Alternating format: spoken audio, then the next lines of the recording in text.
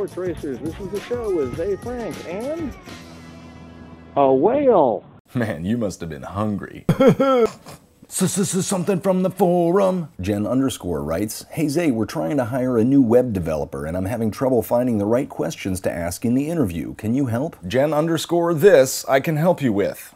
Technically you ended that with a preposition. Stupid anal beads. When hiring a web developer, there's a few things to keep in mind. First, a good web developer does the minimal amount of work to achieve an acceptable result. To test this, start by just looking at your interviewee. Good web developers will find a balance between their God-given looks and choice in clothing to achieve a minimally passable level of attractiveness. Better-looking candidates should have crappy haircuts and mismatched retro skater wear, while those that God forgot should be wearing diesel and a really big watch. To see if they've hit that balance, do a gut check on the fact that there's a 50% chance that they'll be masturbating to your image. You should shudder but not actually throw up in your mouth. Kids, don't masturbate. Stay in school. Next, take the web developer to the kitchen area. A good web developer will instantly recognize the model of your single-serving coffee machine and will immediately tell you of a hack to get twice the caffeine into a cup. Be sure to show the web developer the refrigerator and make sure his or her Tupperware will fit. His or her. A female coder.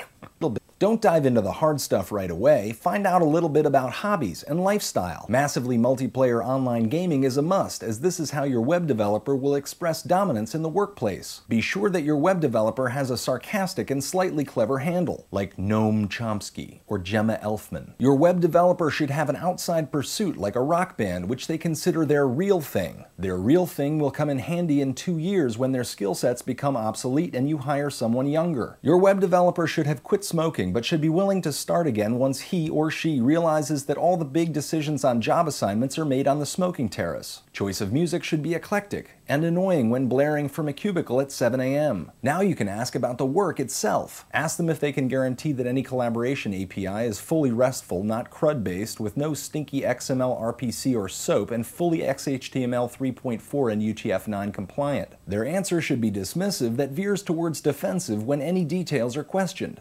Next, hand the developer a proposal and ask them to give an estimate. First, I'll show you a bad response. Well, that'd be around 8 hours. That's a little tricky, that'd be around 20. Now I'll show you the correct response. That can't be done.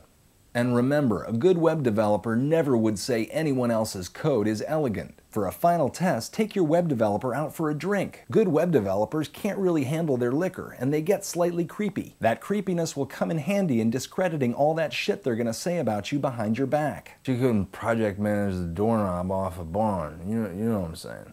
You know, sometimes I masturbate. Oh, is that creepy? Happy hiring! Tomorrow's a massive travel day, so Ride the Fire Eagle Danger Day will either be incredibly late or will exist only in my mind. Just in case, have a good weekend.